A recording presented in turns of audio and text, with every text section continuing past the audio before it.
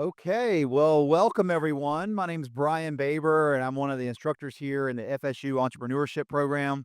We want to welcome you. We have folks from Freeport High School here. I see we got quite a few of you guys here. Welcome. We hope you've enjoyed your tour of our campus today. It's a beautiful place here. We also have students from the FSU Collegiate School and students from Florida State here, from Gulf Coast, people in our community.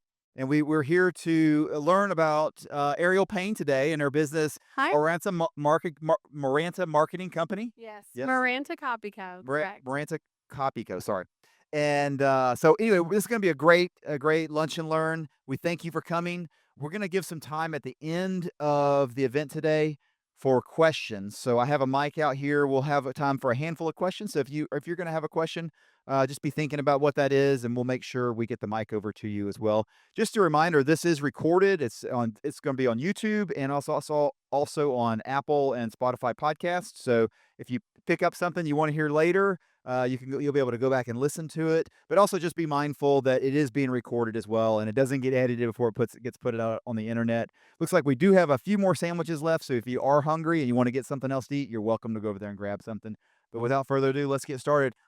Welcome, Ariel. Thank you for having me, Brian. Thank you for coming. Thank you for coming. Normally we're in your classroom. That's right. That's right. So this is a little bit different a venue, but we've been doing this for several years now. We're bringing in people from the community, and there's just so many things about the entrepreneurial world that uh, I think it's so good for students to hear, particularly at a young age, to hear an entrepreneur that has been through some of the stuff, Yeah. and then be able to just apply some practical knowledge, right? Well, and it's very nuanced depending on the businesses that we've started, the regions that we're in, and then also our life experience, or if we had backing or started without backing. So you could have done a marketing only entrepreneurship series and every single story would be different. That's right. Absolutely. Well, let's go back to the beginning of your story. Okay. So tell us a little bit about let's go to your, did you have any entrepreneurial bug when you were a little girl? I don't think I did. No. I have always, my entire life, wanted to save the sea turtles, and I know that's so close-minded because there's a whole downline of things that have to happen, and not only sea turtles are affected, but every scientific book that I had was about marine life. So that was where I was gonna go my entire life, regardless of where I am now. Ever since I was a little girl, and my name is Ariel. It is not spelled like the Little Mermaid. Okay, it's not up there anymore, but it's not spelled like the Little Mermaid. I was not named after the Little Mermaid, and the Little Mermaid did not influence this. Well, but you were a biology major, right? Yes, so I went to school for marine biology, and this is another thing for you guys. Regardless of what you're going to school for, you get to change. Like, you don't have to be the same person your entire life. There are values and benefits to the educational track that you're on, especially the relationships that you make in the different classrooms and rooms that you're in. But like Vera Wang didn't design her first dress till she was in her 60s. So regardless of the fact that I used to work for the United States Fish and Wildlife Service, like here I am owning a marketing firm, and you give me another 20 years and who knows what I'll Who be knows, doing. right? Yeah. So, okay. So, tell us a little about your schooling. Where'd you go to school, and kind of what did that transition look like as you were graduating and into that first job? Yeah, so I went to a private elementary school when I was really little, and so I had to actually become super resilient. I'm a yapper. So I'm up here yapping. I taught earlier today for the Jim Moran Institute of Entrepreneurship upstairs. I'm great at yapping, but that came from changing schools a bunch of times. I didn't dress like the other students being raised by my dad. So I didn't wasn't always accepted at that private school, right? In the social circles. And so once I changed schools, I continued to change schools a lot. And so I became socially resilient, which has a huge impact on my success and my company's success now, right? Like even public speaking, being willing to get in front of all of you and be here with Brian today. If you turn an opportunity like this down, what reach are you limiting yourself to? So be willing to do things that are difficult, especially if you want to be an entrepreneur, right? So I graduated from Mosley after going to 3 elementary schools, 3 middle schools, and 7 high schools. Okay. That's a lot. That's a Then lot. my dad's not military either. Okay. So we're not going to go down that rabbit hole. I I did graduated. graduate from Mosley too, by the way. Did you? Yep. Yeah. Go Dolphins. Go Dolphins. So I graduated from Mosley and I wasn't eligible for the Pell Grant. So at the time, my dad didn't file taxes, and my mom, unfortunately, was deceased. And so I could not get the support to go to college via Pell Grant. And from changing schools so many times, I probably had a GPA that was under every one of you in this room. Okay. Because the curriculum is different. Like I lived in different states. Okay. I was consistently changing. And as any of you know, you might learn Spanish in a classroom where it's a Colombian dialect, and then you go to a different classroom and someone's learning on a different dialect. So I'm learning the same language, but from a different region, right? And so I faced a lot of adversity.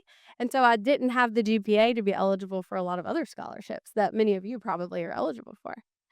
So Larry Perry wrote a letter, a strongly worded letter, to get me deemed as an independent, which you can't be until you're 25 years old.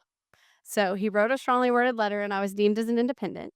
But at that point, I was supporting myself with 3 different jobs and I made above the baseline to be eligible for Pell Grant funds.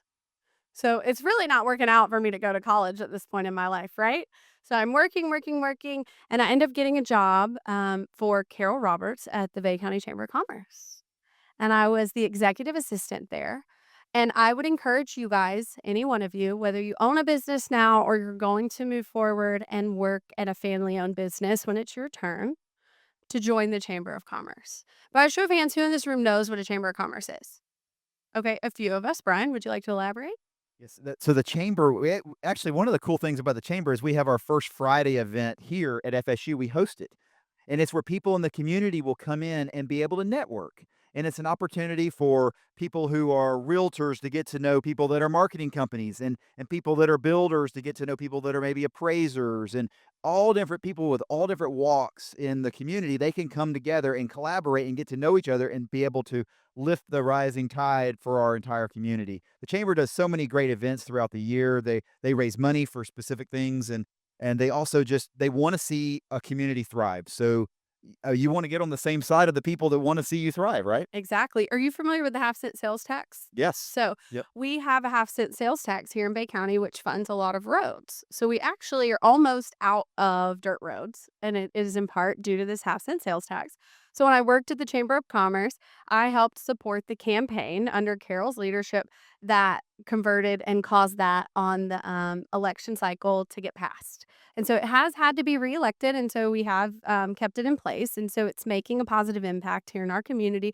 But chambers of commerce, some are involved in government, and as long as the board or the membership in at large agrees with the positioning, they will use monetary efforts or time to support things of that nature. So, whereas Panama City Beach, almost all of the members are in tourism.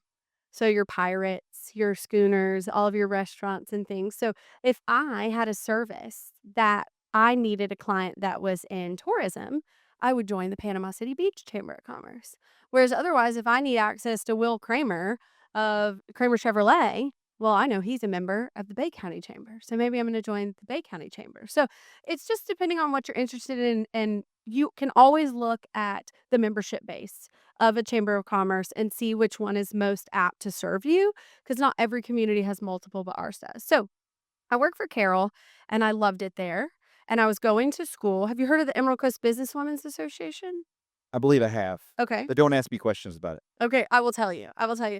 So, for any of you who might have someone, a matriarch in your family, if she's furthering her education, but obviously now she's a mom or has had a career or raised you and she wants to go back to school, it is for women who are they're either 25 or 27 and up. And so it's scholarships for those women and they do Death by Chocolate. Oh, yeah. Yes, I definitely have. Anybody attended Death by Chocolate in here? Okay, if you haven't, you go and you eat your weight in chocolate and candy and sweets brought on by culinary programs across the region. It's an immaculate event. So that's how they fundraise. And so my college was being paid for by them and also by private parties. I can't say he did, but I wouldn't be surprised if Larry paid for a class, right? So I had the dean of Gulf Coast State College. He told me as long as I made good grades, he knew some people in private sector that would fund a few classes. And so I never didn't get to go. But I always had to uphold the standard of making the grades that honored the investment that was being made in me. So when you had to make a decision on Friday night, do I go out and and waste my time or whatever versus prepare for what I have coming the next week. You knew you had people that were depending on you. Oh, So yes. you were setting yourself up for success. I Absolutely. don't know if I you had realized to it at the make time, but you would. decisions. Yeah. Yeah. Well, and I'll tell you to add to that, I actually was no longer eligible for the Emerald Coast Businesswomen's Association scholarship because I ended up failing a class that they had paid for further down the line. Yeah. And so that removed my eligibility for their scholarship. And so since then, I'm a member of that organization and I help them fundraise because I'm like, I know what the investment did for me, but I also kind of feel like beholden. Like, I wasted your money once, so let me make it up for you Yeah. tenfold. But you see the impact that that made on you too as a person that like, hey, you need to be accountable to something, Mhm. right? And you felt accountable, even if I mean, And I hey, didn't know who was writing the checks, but I knew that they knew who I was, and they could see my success, right, right? right. Okay, well, take us from there to you ultimately end up at Nova, right? Yes. Okay, Nova Southeastern and Davie in Fort Lauderdale, Florida. Anybody guess what I went to school for? Jared? Marine biology. So in this room, you guys, I actually have an intern, I have an employee, and I have a past employee because he got scalped by another business, but we won't go there today. So I went to school for marine biology and Hurricane Irma hit. And this is like Maranta Copy Co. Let me back up and tell you the name. Maranta is the scientific name of a prayer plant. So anybody who owns one of these plant species or has ever seen it, when the sun sets, her leaves lift. Okay. And so, like, it's in prayer. And so, I'm a Christian. And so, it allows me, when asked, to share about my faith. But I have an employee in Indonesia, I have an employee in India. I do a lot of business with people who have completely different religious backgrounds than I do. So, I am allowed the opportunity to share my testimony, but I didn't name my company in a way that would inhibit its opportunities. Does that make sense? without you being able to give the story, that's Yes, great. Yeah, exactly. awesome. So, Maranta Copy Co, scientific name of a plant. I was going to school for marine biology. Hurricane Irma hit, and I left the campus, and we got evacuated. You all had to leave. And I had structured because I'm on a tight budget here. I've saved, I've taken out loans, I'm eligible for federal scholarships, local scholarships. I'm in my mid to late 20s going to college. I have a professional career. I've left the music industry. Gulf Coast Jam, I worked there full time year round to help produce that music festival. Fun and exciting, but not what I'm passionate about. And so Irma hit, and I missed half of the courses of my half of my 8 week only courses due to evacuating campus. And I, my academic advisor calls me, and she goes, "Ariel, do you want me to move your schedule around? I would hate for you to be overburdened with this course schedule." I said, "That's great. Thank you so much for being cognitive of that. But keep in mind that I have waited to come this semester because I have to go over the summer and participate in these certain courses. So these are prerequisites for those summer courses that I have waited because they're only offered every other year." Okay. And in addition to that, from having worked at the United States Fish and Wildlife Service, I didn't have the prerequisite courses for many of these graduate level courses that I was participating in. So I had had previous employers write letters to professors to get me into classes that I didn't have the credit authority to be in, but I had the work experience to be in. So keep in mind, no doesn't mean no. No just means try harder. Okay. So I tried harder. I didn't show as full time when all of my scholarships went to pay out because the academic advisor was reorganizing my schedule. Oh my goodness. But let me back up for a second. You got prerequisite credit for your work experience so you could take the classes that you needed to take. In some cases, I did based on my time and tenure with the Fish and Wildlife Service. And in the cases I didn't have the eligible credit, I still had to have the appropriate credit hours for the degree. But the professors were allowed to give me the right to be in their class Yes. Got and without the you. Yeah. prerequisites. Okay. So there was nuance there on both sides. And so I'm now holding the bag on $20,000 due at this private college in South Florida. I have sold all my furniture. I no longer have anywhere to live up here in North Florida. I've quit my job and I'm in South Florida in the graduate dorms because I'm in my mid to late 20s. So I'm not with the young people in their dorms. And I don't have the money to cover this. How'd you figure it out? I called someone whose name I won't mention, and so here I am, I'm 34 years old, and I just paid off this loan at the end of last year. Oh, that's awesome. Congratulations. Thank you. So in someone in our community co-signed for that Sally Mae student loan. It later inhibited him from being able to buy the home that he wanted. He had to come up with additional money because I showed on his debt to income ratio. I showed on his debt service when he was getting approved for a mortgage. And so, yes, a pillar in our community that invests in our community co-signed on that loan so I could be there. And so at that point, though, um, I didn't have the funds to do the next semester. So I was going to leave college owing about 43,000. Now, because I didn't I only took out enough to pay for some classes, not the full because I was taking way more than was required in that first semester so I could do the summer courses. I didn't take out enough to cover those classes I had to have to be eligible for the summer courses. So I was now gonna have to stay in college for 2 more semesters and a summer to finish. And so I was gonna leave with $100,000 worth of debt. And so going to school for marine biology, again, work experience matters. If I work at the United States Fish and Wildlife Service for 2 years or more, and Brian has a master's degree, I have no degree. Dr. Baber has a master's degree. If I get the job that we've both applied for over him, I only have to work there for 12 months to now get paid the same that he gets paid. I was only pursuing that degree because I wanted to be a part of special nuanced studies across the world. That industry, there are way more people with that degree wanting that job than there are opportunities because it's oftentimes government funded or private funded. And so when you guys are deciding on your careers and the investments you're making in your education, you need to make sure there's going to be a yield on that investment on the back end. Absolutely. I'm gonna make a plug for FSU Panama City right now Yeah. too, because, I mean, I know that student debt can weigh down somebody, I and just got rid of mine. yeah, years later, Yeah. so, but we have I know you guys got a tour of the campus, some of you that were here from Freeport, and I don't know if they talked to you about we have what's called the FSU PC Promise, and, I won't go into the details of it here, but it is if you have the grades and you have the desire to go to college, finances are not gonna stand in your way of being able to go here, and it's like getting a private college education at a public institution cost. There's no better gig in town. There's no better gig in the state of Florida than FSU Panama City. So, you can go to school and end up with a degree from FSU and not be in debt.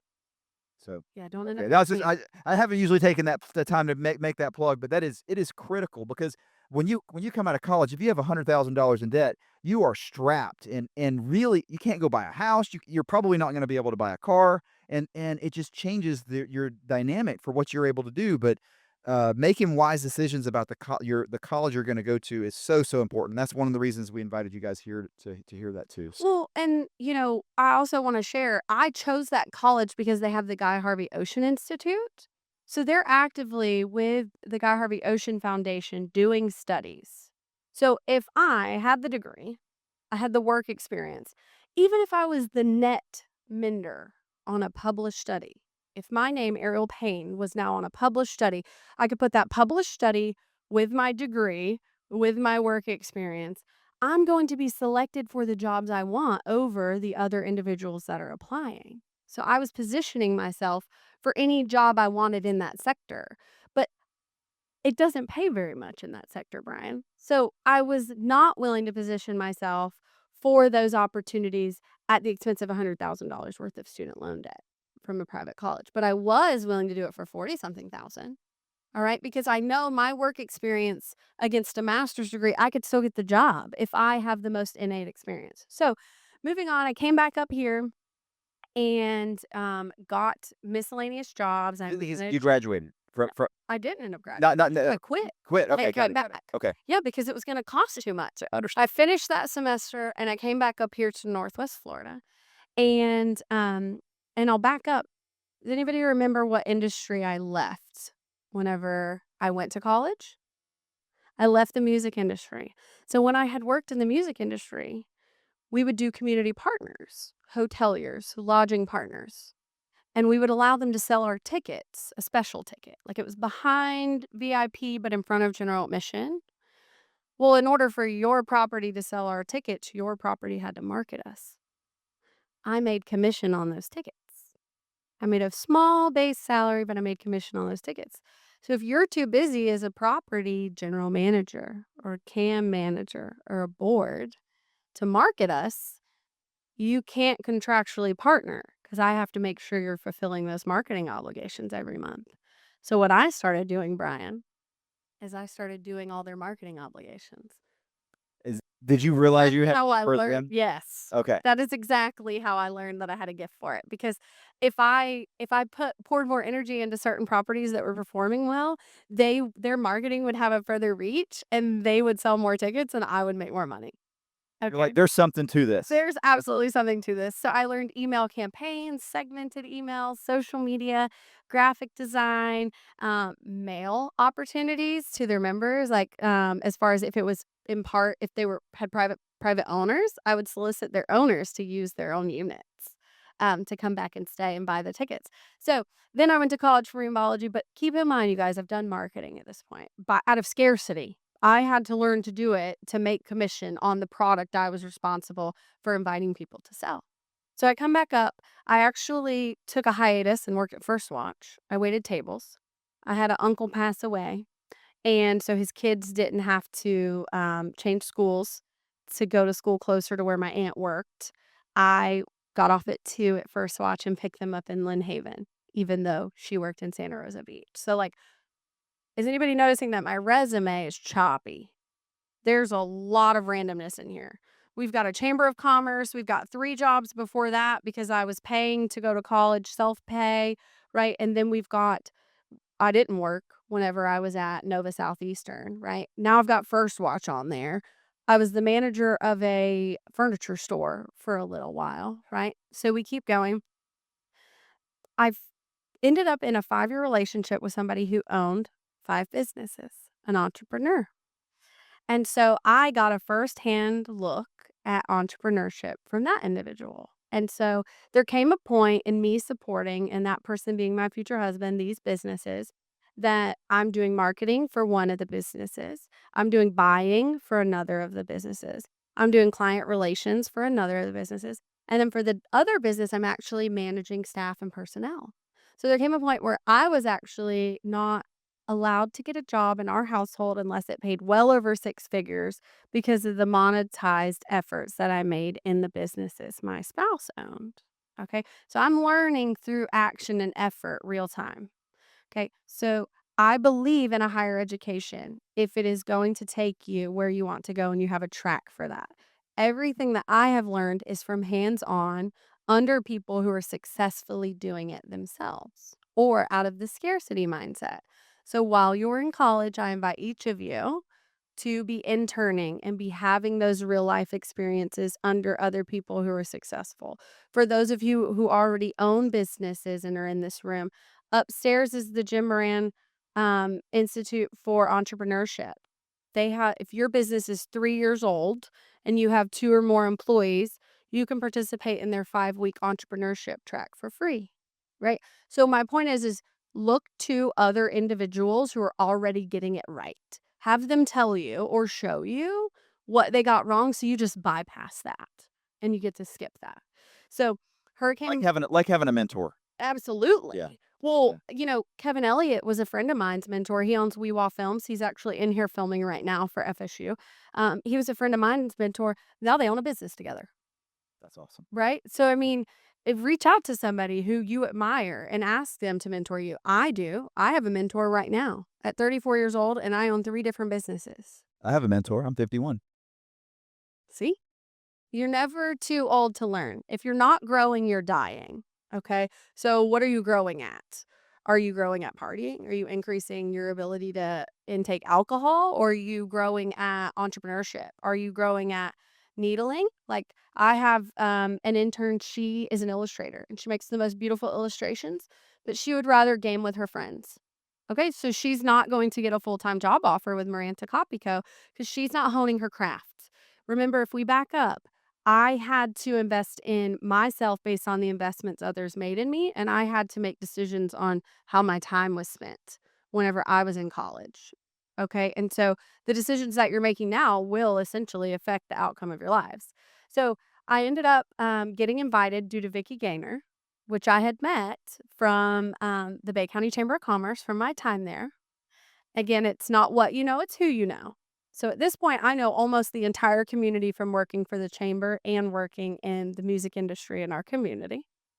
Vicky invites me to, based on my skill set, which she's seen work, come to work for the city of Lynn Haven in communications.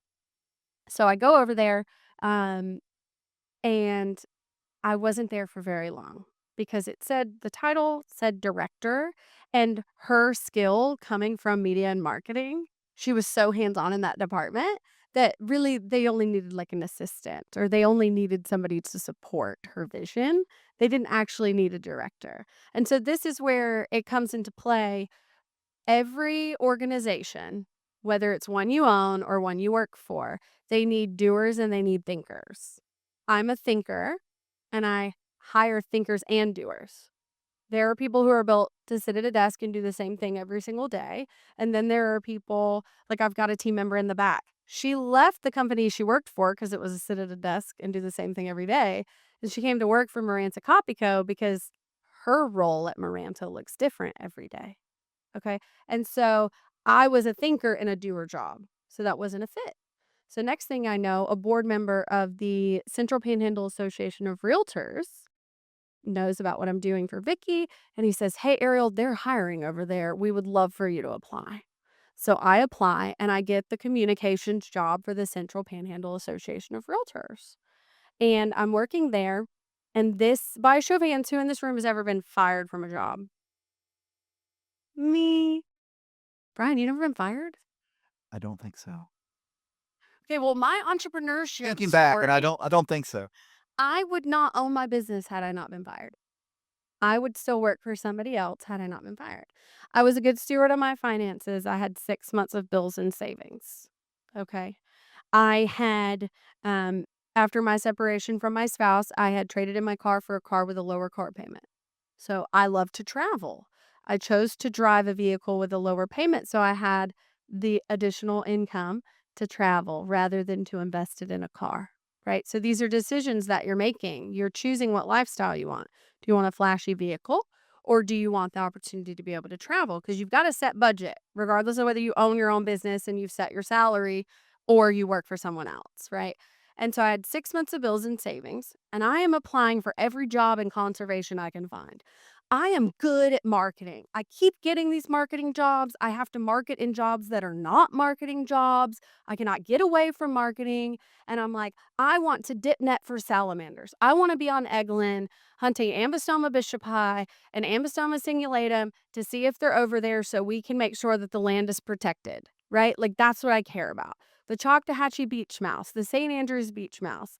There are tunnels where we survey whether they're there behind the red bar right there in Walton County, right? And they're just cutie little beach mice. Like if there is a gap between foliage on the beach, we will have genetic diversity down that way that's different from here because they won't travel a gap that is this broad for fear of a bird of prey capturing them. Like these are the things that I'm innately interested in, okay? So there's something special about who you are that you're innately interested in. My pursuit was to make money doing that.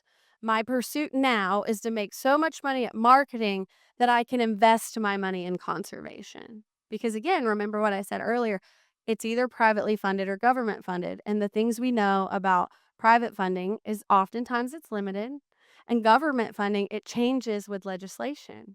So I actually only lost my job at the Fish and Wildlife Service because Obama took office and cut the budget. So legislative changes can affect government funding to different departments, right? So the Department of the Interior got less money there. So moving forward, I cannot get a job to save my life. I am I'm amazed at how many different jobs you've had at this point. I mean, did anybody come to you It's and 4 say years ago. did anybody come to you and say, "Ariel, why don't you just start your own business?" Yes, her name is Armady Shores.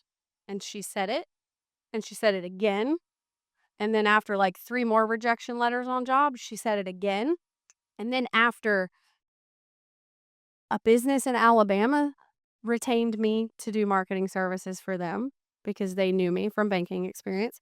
After the city of Lynn Haven had solicited me to train a personnel to do something that I had done excellently, that they wanted institutional knowledge to remain on. And after a board member of the Central Panhandle Association of Realtors, where I was fired, retained me. And then after the president of the Women's Council of Realtors for the Central Panhandle retained me, I finally believed her. Yeah. He's like, all these people are paying me to do what I would be doing if I had my own business. Yes. Yes. Yes, and so they're Love. paying my bills, right? Yeah. And she's like, "That is your business." And I was like, "No, it's not. I wanna save the sea turtles," right? Nobody else wanted me to save the sea turtles, Brian. Okay, and so I end up, helping people, kind of under the table for a little while, and my first contract was a joke. Oh, you would laugh. I save it just to laugh at myself at this point. Absolutely. It No, would not have held up in any capacity at all. In any way, shape, form, or fashion. So you have to know you have to be willing to do something terribly the first time. Like no one starts out great at a thing. And so do it bad. Be willing to do it bad in front of somebody. Like I'm sure that that business owner that signed that contract also knew because they own multiple business locations that are brick and mortars. I'm sure they also knew that contract was terrible, right? But they were contracting me for what I could do for them regardless of what the contract looked like. They weren't contracting me on the professionalism of the contract. They were contracting me on the return on investment they knew that I could get them in the marketing category. So, I start my LLC, I get my EIN, and I have all these things, and what's that thing pause for 1 second because that seems to scare some people. They're like, is? they're like, I got to get an LLC and an EIN. And I mean, It's very inexpensive. like, how many man hours did it take to do that? I was at the Starbucks in Lynn Haven across from Key West Sandwich Shop, and it took me less than 1 man-hour to Okay. do it. All right. Just okay. So Like, that is such a low barrier to get your LLC and your EIN it set up. probably only like, if Brian were to email you the links, like, it might even only take, like, 15 You could minutes. finish while you're Like still here today. yeah. Okay. Like, if you want an LLC before you leave today, you could have it, but the thing that I want everybody to remember what is that thing you have to renew in Sunbiz every year, Brian? Your annual report. Yep. Mhm. Your And annual what's report. the charge if you don't renew it? 500, I think it's like $500 if you don't do it. So you get these reminder emails, right? You get these reminder emails. They do it months in advance. Months in advance. I have several businesses, so I just stack them up in an email, and then at one point, I'll go in there and do them all at one time. Yeah, and it's, Yeah. like, less than $100 or it's right around $100 to do it if you do it on time. But here I am 12 months into my business. I don't know what I'm doing. Like, I know how to market, but I don't know how to run a business. Like, again, I know how to manage people because 'cause I've done that, right? I know how to manage ad spend because 'cause I've done that. Like, I know how to manage buying because I've done that. I never had to do the back end, the actual, like, business paperwork, the tax paperwork, whatever that might be. I didn't renew it on time. So you got hit with the $500? Oh, no. Yeah, I'll never make that mistake again. So that's another Why lesson. the government doesn't allow auto pay, I don't know for that. Is Please take my money. yes. Dear God, Yep. take my money. Or not $500 of it, just $100 of it. So there are things that you're gonna get wrong that are gonna cost you money. If you're in business, you're gonna get it wrong and it's gonna cost you money. It might cost you $500, it might cost you $3,000. I'll tell you this. I let ChatGPT do the math on a potential partnership one time. I undercharged them by $1,300. So I gave it all the dollar amounts of these, à la carte services, and I told it, "Hey, I'm gonna bundle all of this. I wanna give them a 10% discount of it bundled. They're gonna prepay for 12 months out of the funds they have left at the end of their fiscal year, and so I just need that total for them." And I went and dumped it in the contract without checking. And when I say I miss out on $1,300, I missed out on $1,300 times 12 because they prepaid for 12 months. So, check your work. Sometimes you're gonna miss out on money because you get it wrong, and sometimes you're gonna miss out on money because you don't renew stuff on time. But we learn from our mistakes, right? And even better than learning from your mistakes is learning from somebody else's mistakes. So Get a you mentor. hear somebody that says, "Hey, I forgot to do my renewal." Well, put a note on your calendar. put a note on your calendar, remind yourself to do it. So that Let's doesn't do happen it to you. right now. Exactly. And so learning from other people's mistakes is, I mean, that's the value of mentorship. That's the value of the Jim Rain Institute that she was referring to earlier. And so then that's one of the reasons we do this right now. So okay, Exactly. so take us to the next step. When did you so you decided to start the business, you got your LLC set up, obviously that was easy, and then what's next? How did you start to market your own self? Because you were marketing for other people before. Yeah, I actually didn't start marketing my own self until about 2 years in, and so we're coming up on 4 years now. Maranta Copy Co. initially was a social media management company. We weren't a full budget marketing firm, and so that's another takeaway. Be really great at one thing before you're worried about, like, being good or offering all the things that your competitors offer. Um, and so moving forward, we're a social media management company, and Ariel's managing them all. Ariel makes the reels. Ariel goes to your events to capture the photos and the media required. Ariel makes the graphics. Ariel writes the copy for each of these posts, right? Because, like, anytime you post something, you got to type something in there. That's called copywriting, right? And so I did it all, Brian. And then there were about 11 of them and I couldn't do anymore. There were 11 clients and I'm drowning. And my cousin actually calls me and she's telling me she's got her master's degree. And she's like, "Hey, like my car is a clunker. I've had it since college. It broke down. I need to find something to do to make a little bit of money while I stay home with my kids where I can pay for this car." And I was like, "Can you schedule a social media post? Because if you can, boy, have I got a job for you." Right? So she doesn't know anything about social media. She's got a master's degree in education. And I go sit on her couch. And at the time, she made commission. So she made a cut for however many clients she agreed to schedule for and write the copy for. She made a cut of their monthly fee. So if they rolled off, I was protected and her pay would go down, right? Because she's my first employee and I don't really have a budget for this, but I want to scale and I know that I've capped right now, right? And so I teach her and now she's actually executive level at my company and does leadership in my company and oversees all the departments. That's awesome. That Yep. is so cool. Mhm. That is great. Yep. So I at that time though, keep in mind now she's making a cut of what I'm used to making. She's making a cut of what I use to pay my bills. And so that's money that's not coming into my pocket. So I start doing purchase order processing for the vendor that I use for all of my clients' promotional goods, like cups and swag, like any branded, like your pop up posters, banners, whatever, tablecloths, everything that you guys have on your tables today that's branded. I start running the purchase orders for that because I now have an overhead that I have to pay for my own lifestyle, but I need to offset and hire somebody. Okay. And so moving down the road, um, another person calls me and she goes, "I hate my job, Ariel. I know you do marketing. I do marketing. If you know of anything in the space, let me know." And so I met her for coffee at Starbucks and I did not have the money in the account to hire her. And I hired her at $18 an hour. And so she started working for me and that came out of what I would be making. And so I then had the opportunity, I opened my Amazon hub. Do you know what that is? Tell us about. So before Amazon opened on Highway 231 here in Panama City, Florida, they beta tested in our market where they recruited small business owners and they said, "Hey, we'll drop off 35 to 50 packages at your office every day. For every package you deliver, we'll pay you $2.50 a package." And so they were checking to see if the package volume was there for them to make the investment on the building on 231 and to move their business and enterprises here. Isn't that unique thinking? That a company would beta test if there's enough business in the market for them to make a capital investment of multi-millions to move their operations to that market. There's some parallels there between what you're doing now and what you were doing on retainer. Like the retainer stuff showed you there's a need, Mhm. right? And without you making that initial investment of, hey, let's get this company started. It started organically, and that's the same way the big companies could do it too. Mhm. Yeah. Exactly right. So I opened that so that I could go deliver packages, so that I could make money while my company is paying my employees.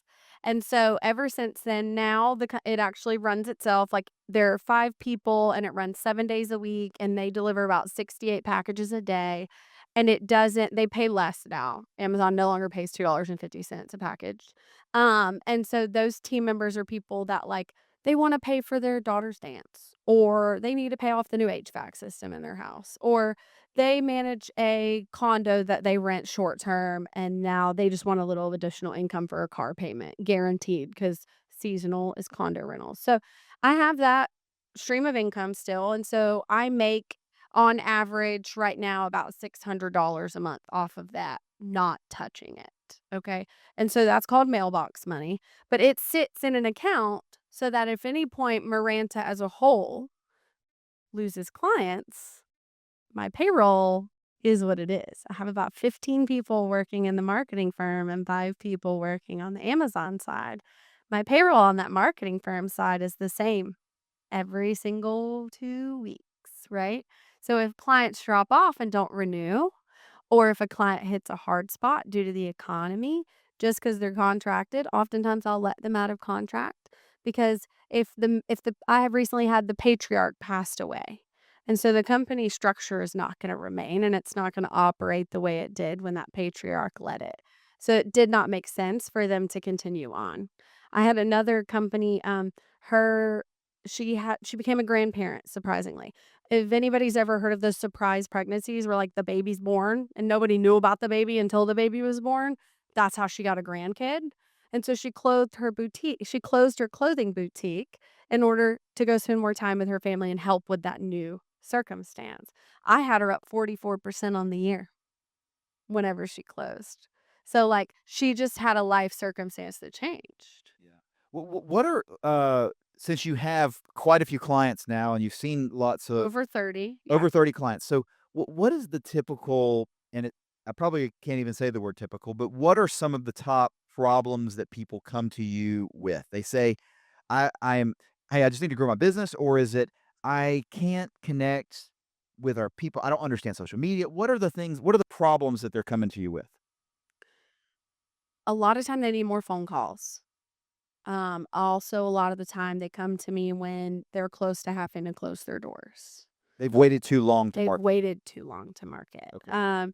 So in the same way that you guys will see that Pepsi has commercials on TV.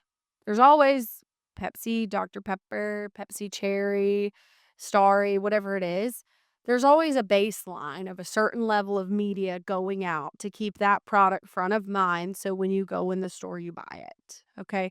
So a lot of businesses, especially small ones, and small being, 20 to 50 employees, they'll live in a state of the economy that demands their service, right? Like post Hurricane Michael, everybody needs a roof.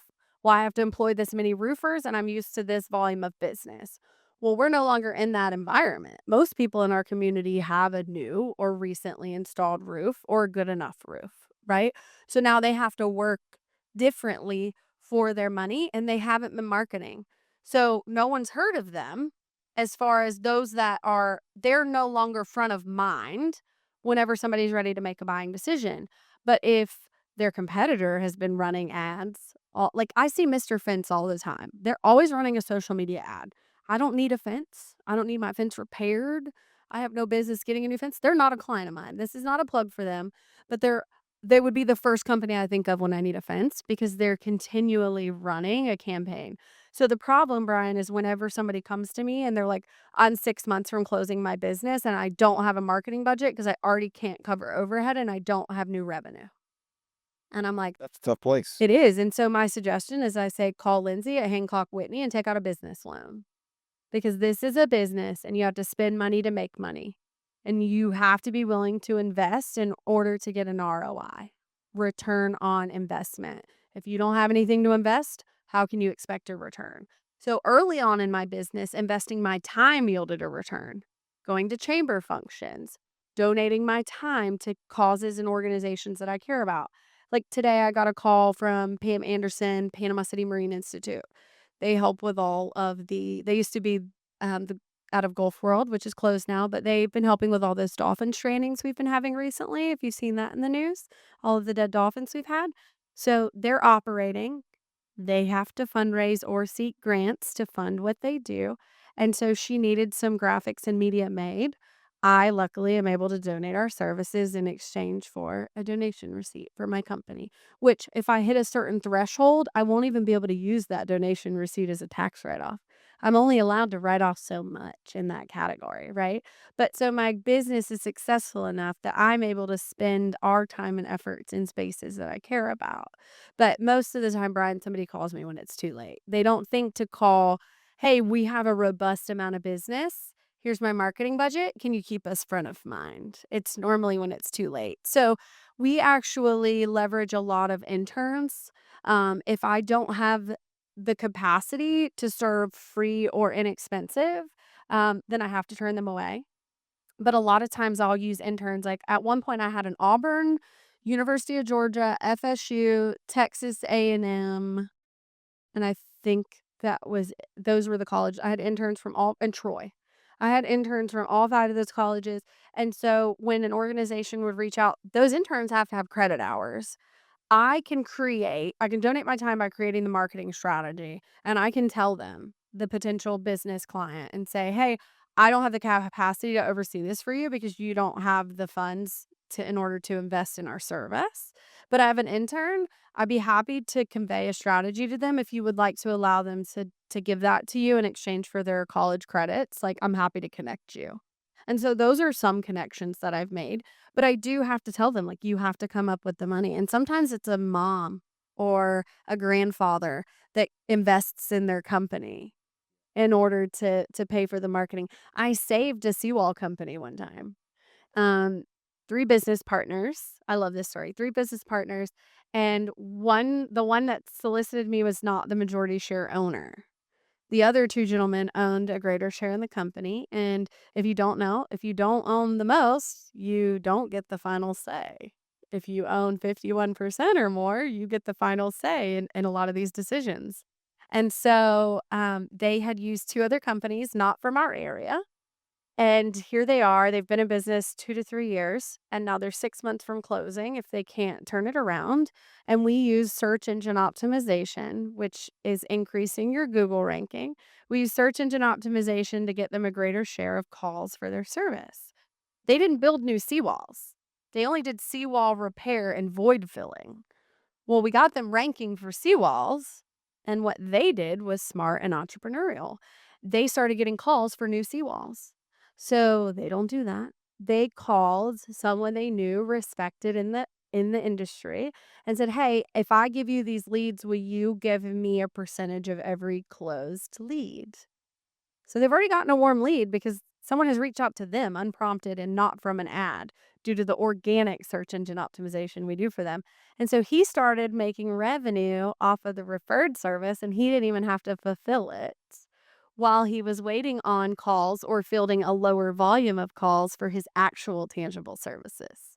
That's awesome. Yep. That's a win-win. That's entrepreneurship. Yes, absolutely.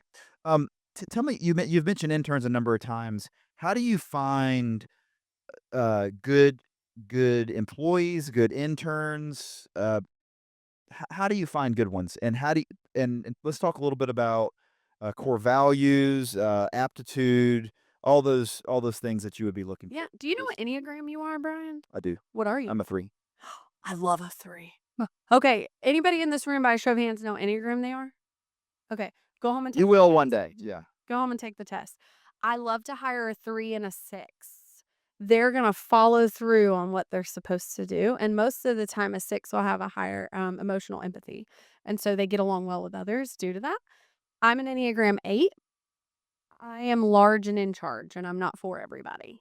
Like, Dr. Urban Clark walked in, he's our interim dean, FSU Panama City. He walked into the classroom I was teaching in earlier today, and he sung my praises. And as soon as he walked out of that room, I told everybody, because we were in the middle of talking about Enneagrams, I told everybody, now there's somebody else who could walk in this room and feel the utmost opposite of what he feels. Because me, as a big, bold personality, I'm not for everybody, and I create polarizing responses and reactions. It's either really good or really bad. And so, in Maranta Copy Co, we now use the Enneagram test to hire, and we use it for our training. And so that's where an Enneagram 7 is somebody who loves to frolic and go and be out and about. Like, they love to socialize. Am I gonna make an Enneagram 7 my executive assistant who has to sit at a desk 8 to 5, No. 5 days a week, where my company falls apart if they go on vacation? No, because an Enneagram 7 is taking every vacation day plus some unpaid ones. Like, they've got FOMO if they're missing out on something, right? And so we're now positioning people into roles or not giving them the opportunities for roles based on who they innately are. So, the key way that I find people, honestly, Brian, is not great for other entrepreneurs. It is God. I actually don't have to find them. I don't have to make job listings. We do have internship listings, but I don't have to advertise for team members. Our culture breeds a desire to work here. And so I will tell you, if I had somebody that inhibited that culture, they would be gone so fast. Like, if you were creating strife in my company, I'm cutting you out. It does not matter how great you are at your job, but we don't have a problem with turnover due to not wanting to be at Maranta. We have a problem with turnover with people expanding their careers and going somewhere that has an opportunity I can't give them. Or my Texas A&M employee, she graduated with her master's degree. She was on a leadership track in my company, and she wanted to live in this one little town in Texas. Well, that Chamber of Commerce had a job opening. And so she went and got that job. I can't keep her because I can't give her that job in that town she wants to live in, right? And so another employee I had that rolled off, she wants to stay home with her newborn daughter, right? And so we do have employee turnover, but we don't have culture turnover. We don't have a turnover because you don't want to be here. And the rate at which people used to start at pay wise is now vastly different than where people start now, but my talent expectation is higher. So if you intern with us, you get first right of refusal on a job if we have one available. Most of our internships are paid. It's only unpaid if I have to give you way more than I'm going to receive. And at this point, most of the time, we won't accept someone that would be unpaid because that investment I'm gonna make, I have a line of other people waiting, that want to intern. So we typically interview way more than we take on in that space. So we hire young because we're hiring transitioning out of college, but those people have built institutional knowledge from being here. And I will tell you, you guys, for those of you that are students in this room and or listening, where this is recorded and shared, the people who come to me for internships, I'm talking student athletes, like cheerleader at Florida State University, Tallahassee, also carrying a full load and is also a part of an alternate honor society. And so she not only applied in Knoll Network, she connected on LinkedIn. She emailed me and my vice president at the time, and then she found our table at the job fair. I left that job fair with 22 applications, hers was at the top. So at this point, and we have a paid intern in the room, Jared's probably heard me say this, um, Cadence has a job because Cadence wants to be here. I cannot pay for enthusiasm or desire to be a part of the team. I can train you into anything that I need you to know how to do if you have a willingness to learn and a modicum of skill or talent, but I cannot buy a desire to be a part of my organization. So it even if I have somebody full time that does what Cadence does and she's no longer needed in that department, I find another department for her because she's pursuing her graduate degree and she wants to be here. She is our largest advocate. And so if I'm choosing between potential people, I've got someone who is a collegiate level athlete who does that She's a hard worker. full Yeah. time, is carrying excellent grade point average, and wants to work for us on top of being a part of her sorority and the other societies and organizations she's a part of. So I get asked more often than not, actually. I get asked by parents who have students who've graduated that would be eligible for a job with Maranta. Well, would you be willing to consider them for a job? Do you have any openings? Do you have any availability? The first question I ask is, have they interned anywhere or worked anywhere in our space? Because I'm going to tell you, I'm not giving a graduate a job over an intern who's worked in the space. I've got interns who are working at going to college and they are doing the other things that they are doing. and they're learning what we do. And you mean to tell me that your student graduated from college without any work experience whatsoever? That wasn't from a lack of opportunity, that was from a lack of willingness or desire. And so We're gonna pause on that for a second because yeah, that is so important. You know, all of you, I mean, some of you are graduating high school, some of you are in the process of graduating college, but during that time during that time, your future employer wants to know that you take initiative. And the way that they know that is they look at the other things that you did alongside the thing that you had to do.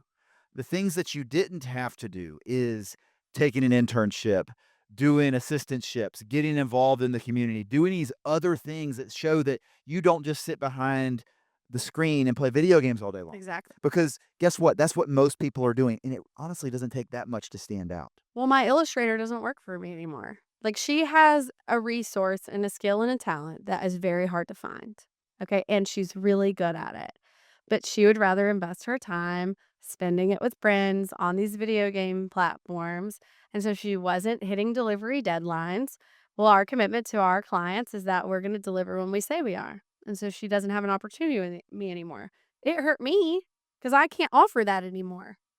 I don't have access to that talent readily. I can find somebody else that can type at a certain words per minute, but it's very hard to find an illustrator. Yeah. One other thing I just want to mention. I know there's a lot of students here that want to go in the entrepreneurship route for their education. Maybe you already have a business, or maybe your parents have a business you want to go into. And one of the things I encourage young people to do is to get a job or get an internship while they're in school with a marketing company. To do essentially what you're talking about, because you can have the best product or service in the world, but You have to know how to market if yourself. you don't know how to get that out into the rest of the world, it's gonna be all for naught. So learn that skill, even if your career is not marketing for a marketing company, it is you learn how to do that, you learn how to do it well, and then you benefit the person that you're interning or working for, like Ariel, and then you ultimately will benefit yourself because you've learned how to do that in the world, and the marketing world has changed so It changes every much. day. Yeah, it is changing so fast, and so you wanna be with a marketing company that is agile and paying attention to those things. So I don't usually take a time to give a couple plugs like that, but those are 2 things that were just super important, you know? I agree. I agree. And I can tell you in this room, the intern that I have, he owns his own business. And he went up against a slate of other interns. I didn't have a position available whenever he solicited us to become an intern. So I offered for him to come on unpaid. So he's talented enough and brings enough to the table to be paid. But I was like, if you want it bad enough, you have to come on unpaid because I don't have room for you right now. And luckily, while unpaid, our portfolio grew. And so we moved him to a paid internship. Right. So I had someone part of our process to become an intern or even an employee is you submit your resume or like I get cold calls all the time. I have a young lady out of Tennessee that wants to work for me right now. And I told her, if you can bring me client meetings and we can get 3 clients in your market, I'll give you a full-time job. Like I don't care where you are. We're all over the nation and you can work for me if you can bring World, actually, you mentioned India earlier, right? Yeah. India and Yeah. Indonesia. Yeah. Yeah. So, that being said, like, you have to be prepared to do what no one else is doing. But those team members, whenever they're wanting to be a full-time staff member or an intern, we do your Enneagram test after we hear from you, whether that be somebody referred you or I met you somewhere or like, I heard a girl randomly out of Texas because she just emailed me her resume, and it was a fit for a need I had out of the time at the time. So, it just again, God thing. Like, most people that work at Maranta are you don't have to be of the same faith because not everybody is, but we're also like-minded in the culture that we wanna have and share at work every day. So that aligns really, really well, and those people find us, so that's a blessing. You have to do your Enneagram test, but you have to complete an assignment. Like, if you're gonna be in graphic design, I need to see your work. And I don't wanna see your portfolio because I don't know if you made that portfolio on a project with 3 other people. Like, I want to see you make something that I assign you to make for our clients. I wanna see if you wanna be on the reels team, I wanna see reels that you've made. And I, again, don't wanna see something you've already made. I assign you to go make something for businesses in your community a lot of the time. Because a huge way that we extend our reach on social media at Maranta Copy Co. is we will promote other businesses, we'll make reels for them, post it, and invite them to be a collaborator on the post. If they accept, we get exposure to their audience. If they love it, we get a meeting to do their marketing, right? Yeah. And so if someone wants to be with us in that category, we'll have them create media from wherever they live and send it to us. So I remember one time this young lady, she tells Zia, who's now an employee and she's going for her master's at Boston College. But at the time, Zia was an intern and she's like our chief Indian over the interns. Her role is now to manage them and plus other administrative duties. But Zia put this girl at the top of the list. She knew her. She's at FSU in Tallahassee. Great work ethic, young lady. And when it came time for the young lady to do the assignment that showed us her ability to serve us, she said, I'm not working for free. She couldn't see the big picture. She couldn't see the big picture. And I didn't want the girl to work for free. Like it was for a paid internship opportunity. But I need you to do an assignment so I can see if your work aligns with the level at which you're applying for. And so she shot herself in the foot and she ended up working at like a water spigot company for her internship. And I felt kind of good about it, to be honest, because I was like, I know that was nowhere near as fun as working at Maranta Copy Co. So I'm like, I hope that you enjoyed working at the water spigot company. Yeah, so we don't have to solicit so far. Uh, I can tell you something that I learned. I used to hire from the bottom. So What do you mean by that? companies have structures. So there's ownership, there's C-suite, there's management, and then there's all of Okay, the staff gotcha. levels below that. I used to hire like a gap that I needed, right? Like I was elevating interns to employees once they graduated, or I was hiring young people that were coming from this one level and they were assimilating over, right? I wasn't hiring leadership to duplicate me. And so I'm actually in this position right now where my second in charge, she's going to have twins. And so we're looking at, can we elevate somebody up to her level, but if we cannot, I have to hire that because I have the most valuable time in the company. And I'll say that again, like I have the most valuable time in my company and I only have so much of that to give on any given day. Whereas if I can hire at my level or just below it, which is not cheap, I can double or triple. When I hired my first 2 employees, I tripled our business. Okay? I believe 1 can turn out 1,000, 2 can turn out 10,000. It's in the Bible. Like that's a part of my core beliefs. So however you put that, 2 is better than 1. Okay? And so if there are 2 of me and we're a 6, almost 7-figure-a-year company. Like, I expect this to be our first year as a 7-figure-a-year company coming into year 4. That's fantastic. Thank you. That is, I mean, that really, that says a lot. Thank you. That says a lot. And Yes. so and I'm expecting that, and so that being said, like, okay, well, can I duplicate me? And if I can't duplicate my way of thinking, if I can find the right Enneagram that supports me, which is a 3, God, I love a 3. If I can find a C-suite level 3 to work for me, even if we have fallout down here, that person's capacity and bandwidth of what they can do, even if we have vacancies in other roles, we can pick it up and we can carry it. Because again, at the beginning of Maranta, I managed 11 social media pages. Okay. Now it takes 3 employees to manage 11 social media pages. More than that if they're at a higher caliber and they're a growth model client. So now Maranta, not due to scarcity, but due to skill. The next beautiful thing about Maranta is I hire people more talented than I am, Brian. My talent is finding talent that's better at stuff than I am. Like when it comes to search engine optimization, Ariel Payne can't go in your back end and make you number 1 on Google, but my 2 employees can, and they do it for me. You know, I heard somebody say it this way: you don't have to be the smartest person in the room. You're in your position because you were there first, Mhm. and then and to be to have enough courage and humility also to be able to hire people, well, just like you said, smarter than you. Me. You don't have to be the smartest person in the room, Mm-mm. right? Most of the time, I'm You were not. just there first. Mhm. Yeah. And most of the time, I'm actually just the loudest. I'm hardly ever the smartest person in the room. But that being said, like I have a eye for data and systems, and so it is very easy. I do not have to understand everything that you do, but I know what the industry standard is on what we're doing, and so I'm able to look at data and look at reports and track everything to make sure that we're upholding an internal standard. Like for example, Maranta at this point is a full budget marketing firm, meaning I have enough staff under me to fulfill social media management, segmented email campaigns, search engine optimization, website building, Google Business Profile Management, all of those things. And we mainly specialize in organic.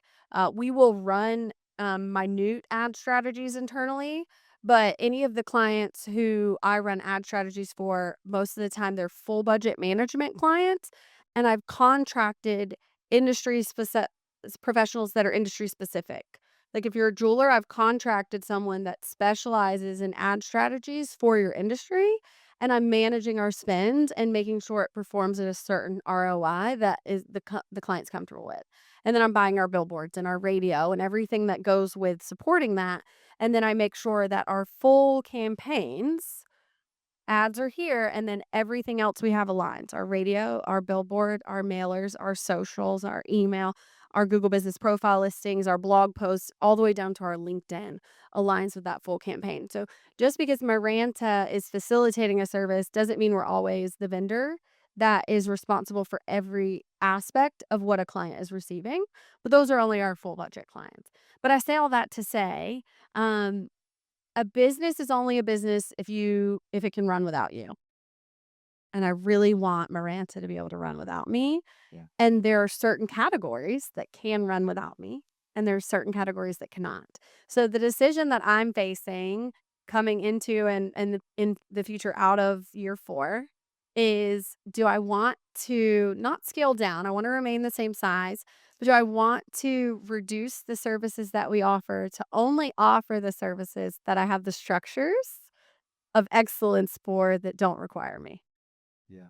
I guess it depends on what you wanna do with your time. Yeah. Yeah. 'Cause time's the most valuable thing we have as humans, and so I love to have autonomy over mine, and so right now I do a ton of consulting work where I'll go audit a full budget, and I'll actually give a marketing team or department for a company or their staff member the, entire plan for the next 12 to 24 months. So I'll go build that out for them based on data, and I get paid very, very well to do that consulting work, and so if a company didn't have a team or a staff member, then we could be contracted to run that for them. Yeah. But it's not like a timeshare. It's not a, "I go do this audit and tell you that you're failing at everything and you need us." No. I go and tell you what you need to fix so that your internal team can do it, or you can contract out any shoulder work that you might need. And so I'm loving that right now. But what if I wanna go do shorebird surveys again, Brian? Like, Maranta can serve the like-minded people in our culture that are both clients and staff. It can run without me if I have structures for the appropriate services that we offer. My Amazon hub can be making a little bit of money. Like, my properties that I own can be making me a revenue. Maybe I'm donating my time, or maybe I'm helping the Audubon Society. I mean, I don't know, but I think that a business is not a business if it can't run without you. You know, Aaron Rich told me the only thing he ever regretted about his business was putting his name on the door. Because now when he goes to sell it, he's improperly perceived as the company. He is no longer the company. He's built a stable and an excellent marketing company here in Bay County, Florida. And so when he goes to sell that, is it now rebranded? Does it lose the historical footprint of the name, right? And so Yeah. when you start a company, you have to think about these things. So I'm super grateful that my company name is not mine because I want it to be a company and I want it to serve small to medium-sized businesses and I want it to serve the lifestyles of its employees. And if that means that an employee works remote and she schedules at night because she's wrangling 2 children at home, I love that it serves her. But if that means that an Enneagram 7 employee is no longer a secretary at a desk because she wants to be making reels for however many different clients, I love that it does that. But eventually, I am going to want to love the option of participating rather than the requirement of Yeah. participating. I have a few thoughts for you. I'll share with you offline though. Yeah. Yeah, this is good.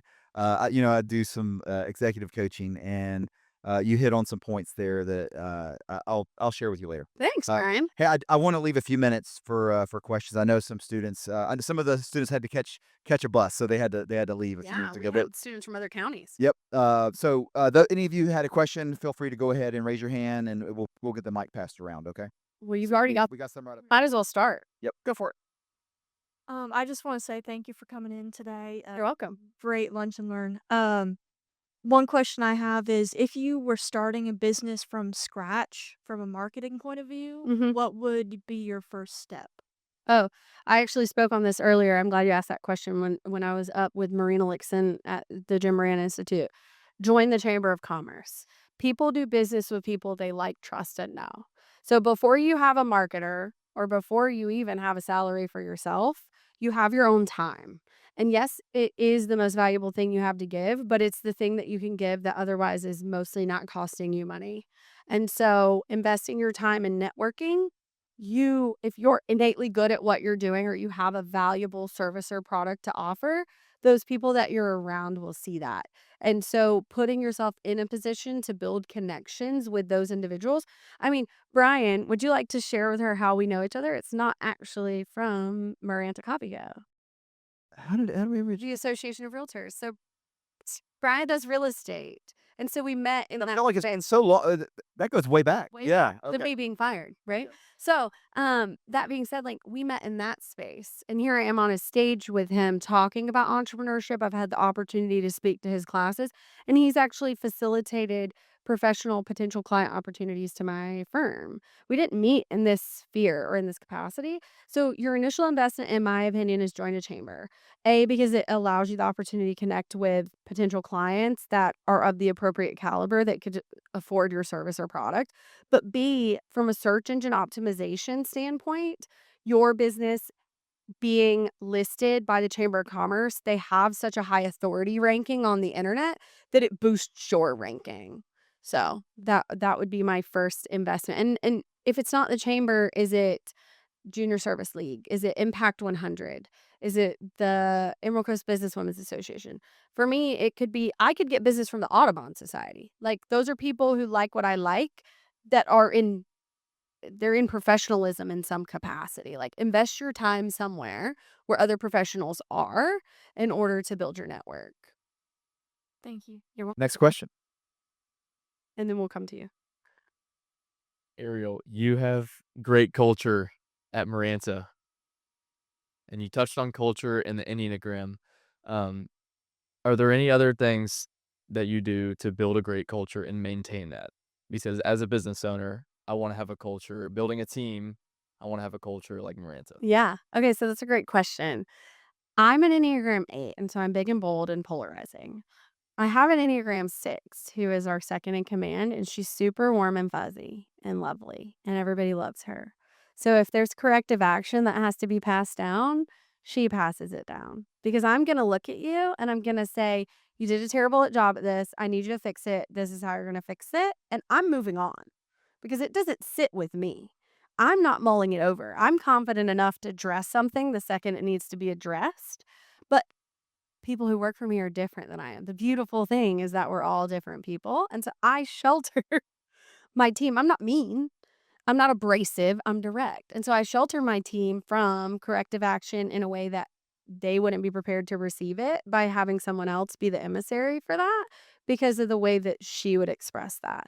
Another thing that we do is we do magic moments every single week where the whole company gets to nominate somebody for doing a great job. And like the hospital does it, it's called the Daisy.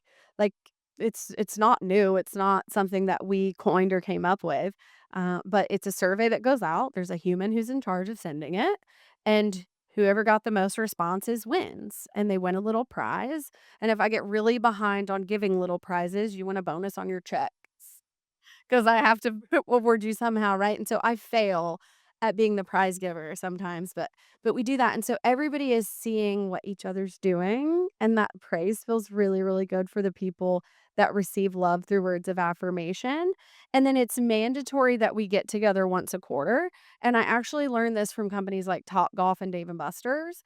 They fly their team members, like their C-suite or like their core players from different markets for like whether you be the sales team or whether you be the management team, whatever you are, they put those people together either twice a year or once a quarter. And so again, I'm emulating someone else already figured this out. Like I didn't have to be the expert at it.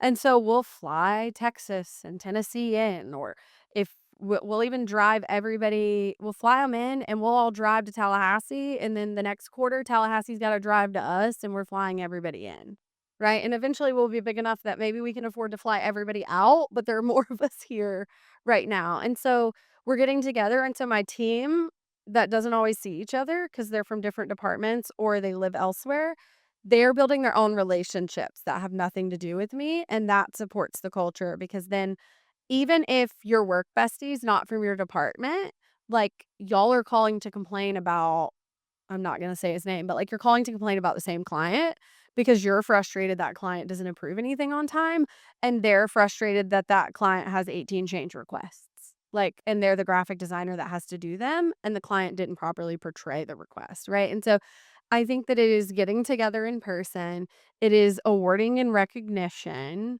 and then it is, like-mindedness, right? Like, it is putting the right people in the right seats and not allowing toxicity. If there's any gossiping or carrying on, we just don't have room for that in our company, and you could be the most talented. The last thing I will say that we uphold that's a cornerstone is if you say it, you do it. And if you tell a coworker you're gonna do something by a certain day and time, and it gets to me that you didn't, it's a verbal warning.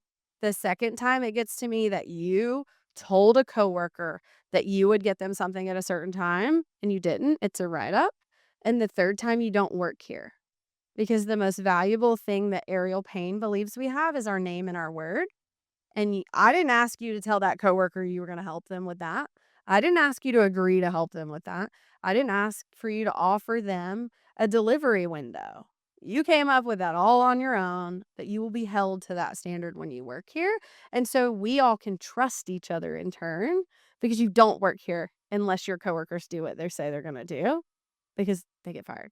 Awesome, awesome. And any other questions? We have one right here. Uh, yes, I was wondering, um, I was actually thinking of using a third-party platform to market my own services, Fiverr, and I was wondering what your thoughts are on that. Now, what I want to do is essentially, I used to work at Goodwill's Career Training Center, Okay. so and I was a digital learning assistant, so we made training materials Mm. for workforce development because that's basically what I wanted to do. I was using Fiverr as a way to build clientele, scout it out. Listed on Etsy as well. When Maranta was early on, I did a ton of copywriting work and I would get assignments. Maranta Copy Co. I thought copywriting would be like a whole revenue stream for us because I would get on different sites, like that would be Fiverr, and I would have a profile and I would get paid to write copy for your website or your brochure or your flyer, whatever the thing is that you needed it, your instruction manual, whatever the things were. So there's monetization in that. And so I used platforms in order to create a potential client base or to grow to get paid while growing my client base. Yeah. Like we also still at Maranta, we help a lot of realtors. And so Coldwell Banker is national. Keller Williams is national. If I make Canva templates for a realtor in a realtor class at one of those brokerages, we then go rebrand it to be my face, and 8675309 is the phone number and a spoof email address, and we list those Canva templates for sale on Etsy. I've already paid for it to be made. I've already made money off of it by teaching and using it and providing it to the brokerage that contracted me to bring it to them. But now by making it generic, it's reoccurring revenue source on our Etsy page as well. So like, what are you making or doing that if you think about it through a different lens or look at it through a different lens could be making you revenue from a different category of business? Mhm. So 'Cause I'm Excellent. good at that, but I'm not really much of a marketer. I don't yeah, really yeah. don't. So absolutely, Fiverr would be a great resource for you Yeah, if if you're you doing need. if you're already doing it on Fiverr, you just add the add Etsy to your to And then how you be market. posting, on Pinterest about it. Like, most of our Etsy sales come from Pinterest posts, and so you don't have to be an expert at Pinterest right now, but 'Cause learn the platform. literally just starting right now as Yeah, we speak. I have yeah, access. and the best thing you can do is start. Any one of you, the fundamental of being an entrepreneur is just starting because my willingness to fail puts me ahead of whoever is planning it out that hasn't even started. So, what's special about our success and growth is everything we make a profit on, we gave away for free first because I had to figure it out. I had to see what the feedback on it was, how it was received, if anybody was even interested in it. So we gave it away for free first. And so I would encourage you to be willing to do that. And then I'm willing to fail at something. Like I've said yes to things I was not prepared to say yes to. Okay. And like the first time we ever built a website, I'd never had Manpreet build a website for a client. So I sold it and I was absolutely willing to give him his 3 grand back if we failed at that. We didn't fail at that, and now we build websites, right? But if we would have failed at that, I would have given him his $3,000 back.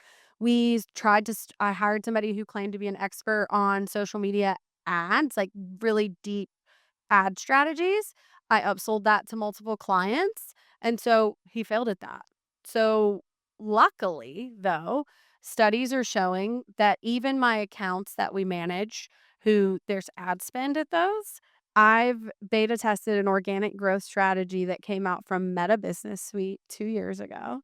I beta tested that against my ad spend clients, and after 6 months, there's a baseline of spend that the organic growth strategy it supersedes, it outperforms, right? And so I know that I can be organic in my space and do what I want to do, and then I can retain vendors for clients that want alternate service types, right? And so be who you are, don't try to be somebody else. Just because a different company offers these 6 services, you don't have to be the company that offers all 6 of those services. You can offer these 3 and no more, or these 3 and 3 different ones. It's the same way that if we order a stuffed animal off Etsy, if I Google for a whale shark, a lot are going to come up, all handmade by different people.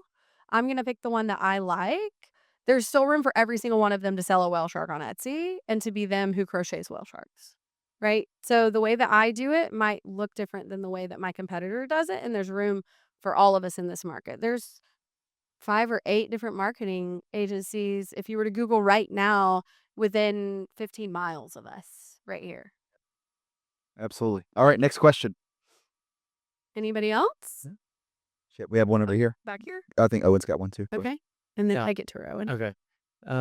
When you're at a networking event, what's your methodology for like reaching out to somebody Yeah. and then making that connection and then following up afterwards? Great What's that question. And process? so I actually spoke on this earlier in Marina's class.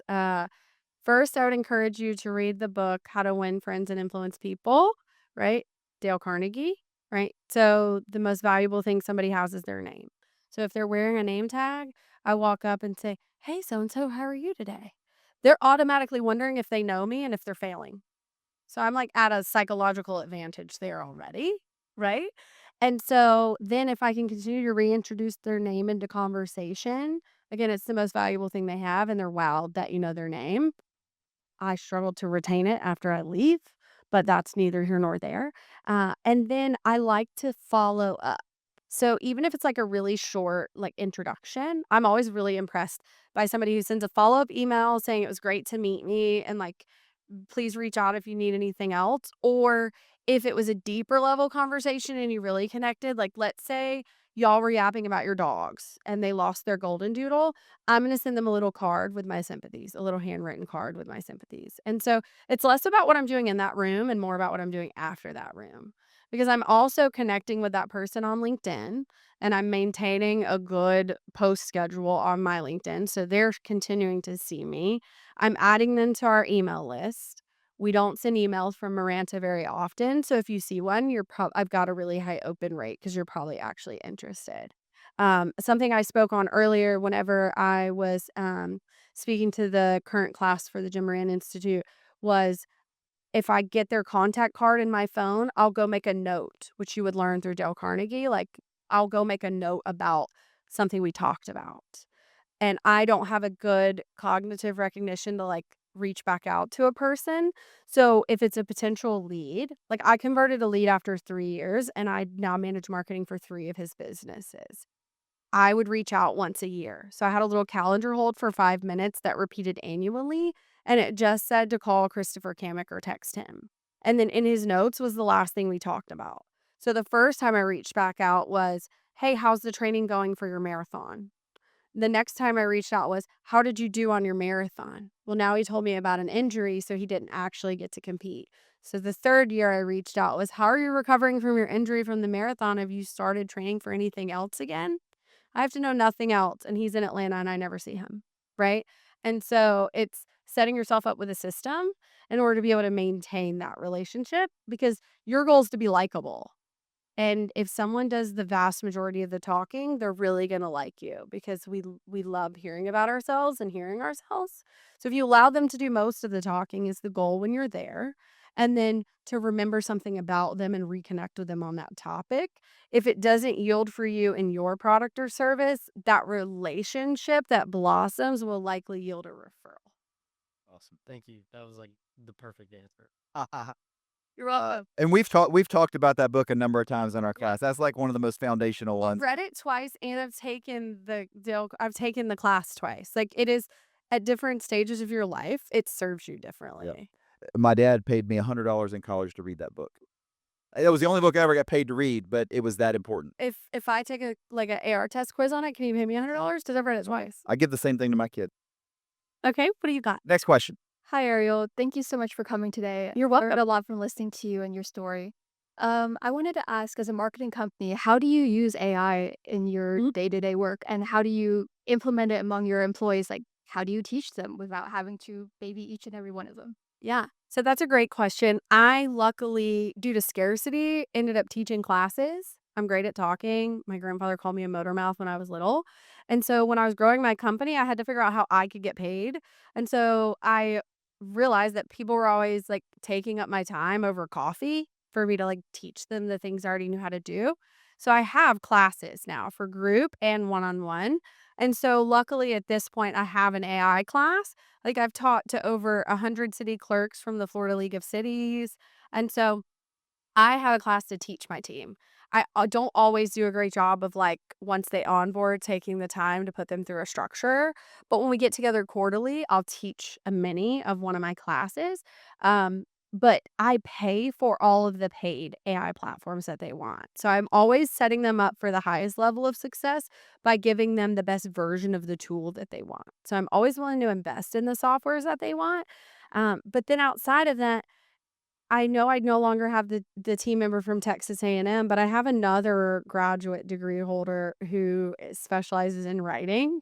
And so even though we use AI for like concepts or theories or even like baselines of like something fun to say about a photo or a graphic for social, I will have a human write it, because we find that our human written media is outperforming any AI media that we're putting out. And I'm talking all the way down to, if it's Mexico Beach Suites and it's a photo of a bunch of sorority girls with an ice cream, if I A/B test that, same photo, different captions, and I use the AI caption versus a human written caption, we've done enough of those that I can tell you now that the highest value product that we're headed into in the next 20 years is human effort. And so we see that in our company and the yield we have for our clients. So we another thing is when I do a marketing audit, it will be 3 of us for a week toiling, right? So 40 hours times 3 people, that much data is all together. And I will give it to AI with positioning a lot of the time, and I will ask it to compare that data to the industry standards for the industry with which we are studying. But again, I'm paying for the paid version of these tools, so my loops are closed. So there's no jeopardy for my potential clients, or for my existing clients when it comes to that space, because I'm making sure that they're protected. We redact a lot of the mention of who that would be or whatever it might be. I'm giving vague questions for industry specific data or knowledge, because the amount of time it would take me to go become an industry expert versus asking AI. Like, we did the labor of finding the data that showed a consistency in this market or a standard or a yield or an ROI. And now I'm asking AI, is that above average or below average across the nation? And then I'll even get as deep as to be like, okay, well, what cities were you pulling that from, or what metropolitan areas or what regions? And I'll be like, okay, well, redact the data from these three because it's not a comparable market, and find me two more that are a comparable market of Defuniak Springs, for example, and then it will then pull that information back in. And so then we've found a baseline and we're able to tell our client how they're performing on a national level, not just a regional or like market level. So we use it a lot. But as you heard me say earlier, it costs me money, like thousands of dollars by believing it's math. So we don't always believe AI's math. And it also can't replace your delivery of information. I have a client who can tell when I wrote the email or when I didn't. He totally respects that when I didn't, because I'll go dump in a bunch of like rough descriptions on how he needs to carry something out because it's a consulting client. I'll go dump in a bunch of rough descriptions and then it'll expound and I'll paste that to him. Whereas otherwise, he might have to wait a week for me to have the capacity to write that out for him, and deliver to him because I'm managing so much. So we use AI, but we always use the paid versions. And we have standards where we're not conveying institutional knowledge or information. All of my team members have signed a very strict NDA. And that is not to make them where they can't go work for another marketing firm, but that's like I consult for Buffalo Rock Pepsi. So my team members can't take the strategies we use for Pepsi and go down the road to Coca-Cola United and share those, or they'll face financial jeopardy, right? And so it's not that I care where you go or who you work for, but you're not going to jeopardize the knowledge of our clients. But we'll use Claude or Grok for different things. It just depends on what you need the AI to do for you. But we're Gemini for my Excel spreadsheets. There's other AI that will create entire ecosystems and structures that are closed loop. So you just have to find a resource that works for you, but you have to keep in mind that it does not replace you. Everything that we find data wise it's a tool to support a human, but the most valuable resource over the next 20 years is human. And so keep that in mind. And also, like, I was talking to, um, what is that college that starts with a C? The Ivy League college that starts with a C. Columbia or Cornell? Cornell. And so I was talking to a professor who teaches on AI at Cornell, and I got to see him at a conference. And he shared that literally by the time he gets through a semester, what he taught is antiquated because it's changing so fast. The landscape of it is. So I told the CRA director of a city one time. He said, "My daughter's going to school for web design and websites. Like, what's the most valuable thing you think she could learn?" And I told him how AI can support her in getting her job done faster.